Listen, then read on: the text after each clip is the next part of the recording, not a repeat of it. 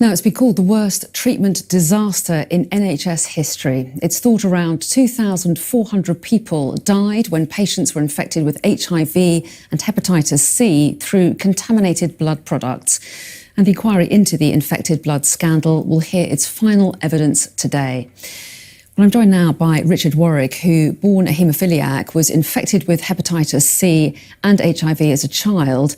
And we've also got with us Des Collins, senior partner of Collins Solicitors, who's advised more than 1,500 victims and families affected by the scandal. So, gentlemen, thanks both so much for coming in to tell us about your experiences. And Richard, I want to hear about your story in a moment. But first, Des, you first of all, as a kind of overview, today will be the end of a series of hearings over a number of years into the infected blood scandal.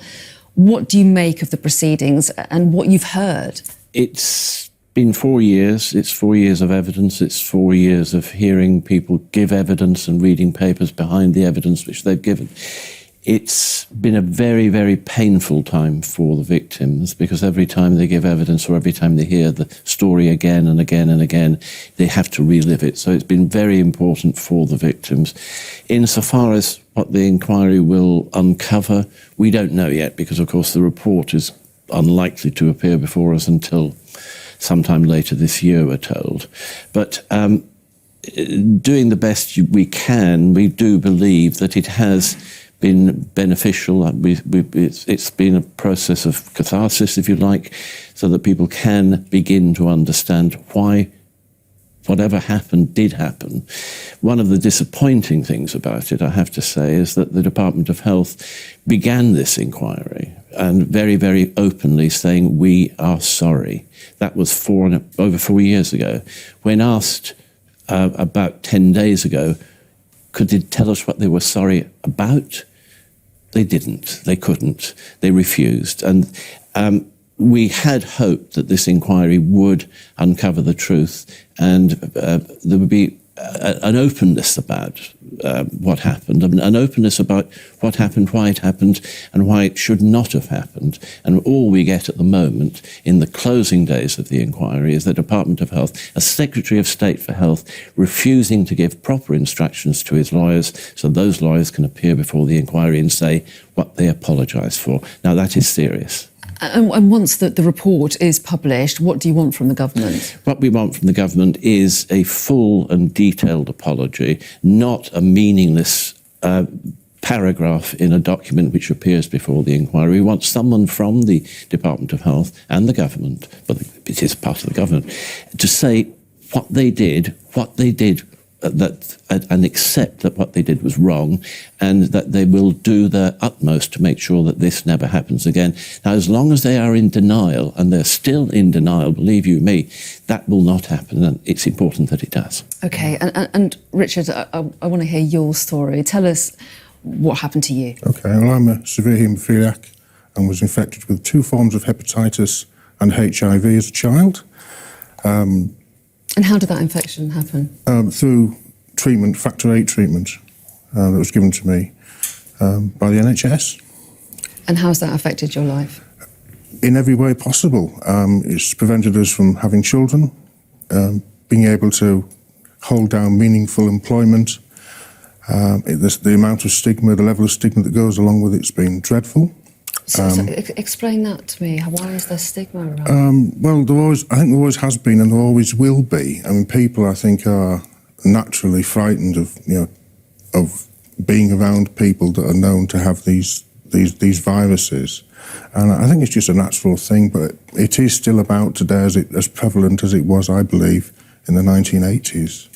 I believe that the fear is tangible. It's still there.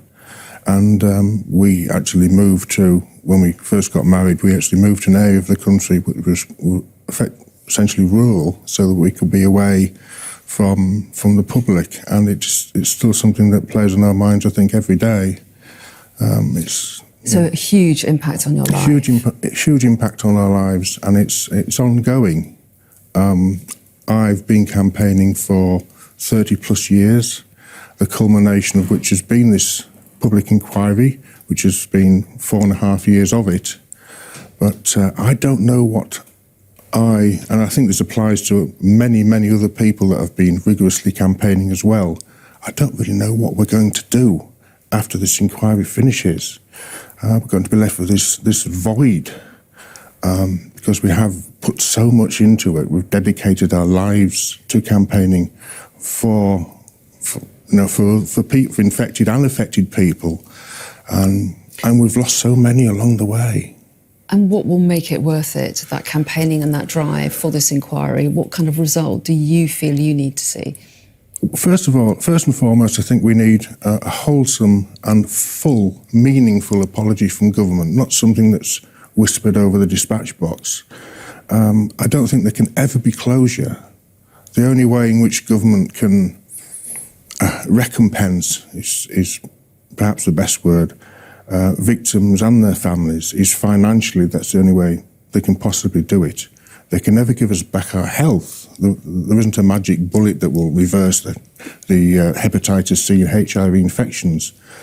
I don't think there'll ever be closure, but it's so late in the day that this inquiry should have happened 30 years ago, and people are old, people are tired, and I just hope to God that the government gets their finger out and acts swiftly, and lets people get on with the lives that they have left, because time is running out. You gave evidence yourself, didn't you, at one of the hearings. How was that? I wasn't going to do it at the beginning. I was going to be anonymous. But at the very last minute, I said to my wife, let's do this, we can do this. And it was, to be honest, it was the most cathartic thing that I think I've ever done, because I've lived with this shadow over my head for years and years and years, and tried to keep everything under my hat. And the same went for both of us. Didn't talk about it much. But as soon as that hearing had finished, as soon as I gave my oral evidence, it felt like this huge weight had been lifted off my shoulders. Suddenly, I felt free. We both felt free. We've heard some tragic stories at the inquiry. But it's been a remarkable inquiry. I don't think we could have wished for more. Yeah.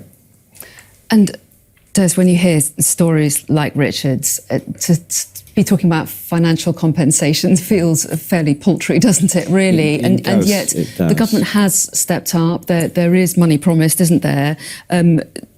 The government's agreed to pay thousands of eligible victims a £100,000 interim payment. Yeah. Are you satisfied with the levels of compensation for your clients? The present levels of compensation, or what they will be, are unknown. The £1,000 interim payment, we've never been told what it's interim to. So normally someone says, well, this is what you get now, you're getting something else later. The government's been totally silent about what it's interim to, so what's going to happen in the future. The interim payments have only been made to a very, very narrow group of people. A huge number have received nothing. And be forgiven for thinking basically that was the government trying to get off the hook last August, September, October.